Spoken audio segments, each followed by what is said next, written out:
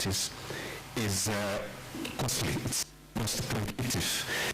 Is there a possibility of government allowing doing mass testing for the health workers in Kagwe for free? Thank you. I'm Masi Kahenda from The Standard. My question goes to Waziri. You've advised mothers to take care of their infants, and I would like to know perhaps currently what the total number of infants and children who've contracted COVID-19 and what's the recovery rate. Then another question is, you've been going around the counties assessing COVID-19 preparedness. What's your take, what's your assessment so far in terms of county preparedness in handling this coronavirus? Thank you. Asante.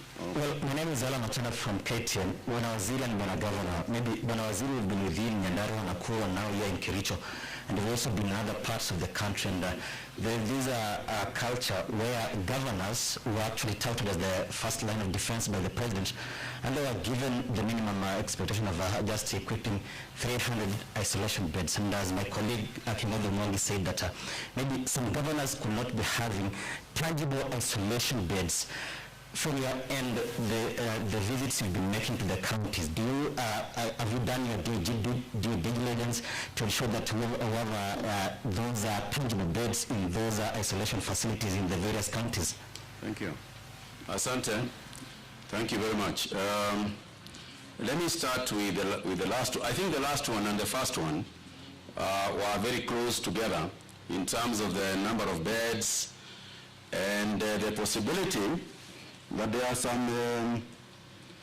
some governors who are essentially pretending that they have bought beds and then they have taken the beds back once we have seen them.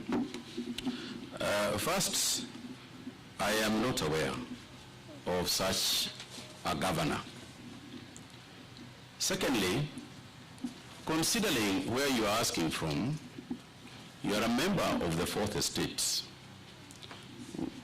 The Fourth Estate, in addition to ourselves, can be able to carry out very thorough, and we have seen them do it, carry out very thorough investigations and find out exactly where the beds were taken from, which hospitals got them, at what point they were taken back, including it were carried by a lorry, vehicle number KT something, back to the owners of the beds. I would be very keen myself to find out, and I think Kenyans would be very, very keen to find out if something like that was going on. And I think there are several institutions that can do that. One of them is the Fourth Estate, the other one is DCI, the other one is the ministry itself. But at the ministry, I must tell you, that we have not heard of such an activity. And it would be interesting, also, given social media and given the activities in the social media, I would like to imagine that if something like that had happened, it would have been flagged very, very seriously in social media. On the issue of cartels in the ministry, you know, we are fighting cartels. But I would also like you to be patient. You have been patient for a very long time when you have been with those cartels. So, be a bit more patient during the fight against the same cartels. Cartels are not beaten overnight. They fight back. And I am not going to be explaining every day and telling Kenyans, this is exactly how you are fighting a cartel. How do you disclose your strategy to your enemies when you know they are going to come for you? So let me just put it this way. We are committed, I am personally committed to ensuring substantive changes in the ministry. However, even the changes that we have made so far, and we have made substantial changes, are not getting the kind of appreciation that might be there. Long story short, we are determined, whether in KEMSA, whether in the ministry, whether in anything connected with the Ministry of Health, we are determined that this be done. And I think you have no idea how bad it is. You are just mentioning KEMSA here. And you are mentioning something, Ministry of Health, in passing. My friend, blood from the ministry has been found in Mogadishu. Blood. And here you are taking it lightly, talking about what you have done in 5 months. It's not an overnight activity. We are determined to fight, and we will. So if you know any of those cartels, please tell them that their days are numbered. On the issue of the tests, yes, it is true that I am pleasantly surprised at the capacity that Kemri Kericho has. In fact, Kemri Kericho is a hidden gem because there is so much happening here, which I honestly, had no idea. I knew they would test, but I didn't know just how efficient and effective this institution is. And yes, they can test as much as you had said, 8,000, but they have to have the reagents.